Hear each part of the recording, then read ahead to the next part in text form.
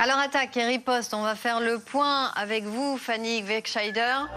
Bonjour Fanny. Bonjour. Fanny, quelles sont les récentes grandes opérations qui ont impliqué tous ces belligérants? Eh bien, ce que dit l'armée israélienne, c'est qu'elle a agi en riposte donc à deux actions de la part de l'Iran, notamment la plus récente et la plus importante survenue, on le disait, le 1er octobre dernier, lorsque l'Iran a envoyé cette pluie de missiles sur Israël, près de 200 missiles qui ont été envoyés, donc pour la première fois, les fameux missiles hypersoniques très rapides, très puissants, les fameux Fatah qui ont été lancés sur Israël.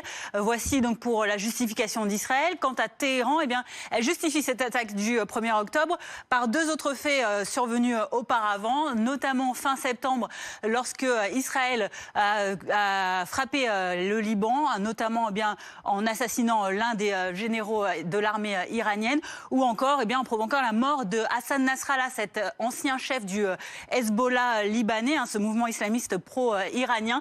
Il en était le chef pendant 30 ans. Autre fait également qui justifie, selon l'Iran, l'attaque du 1er octobre, c'est la mort d'Ismaël Haniyeh, l'ancien chef, cette fois-ci, du Hamas, autre mouvement pro-iranien, le Hamas palestinien, dont Ismaël Haniyeh a été à la tête et qui a été assassiné le 31 juillet dernier. Voilà pour les justifications des dernières grandes dates en cours. Et on le rappelle, donc, l'Iran, aujourd'hui, qui vient de dire à son tour, après Israël, qu'elle avait le droit et le devoir de se défendre. Donc, la désescalade n'est pas pour demain.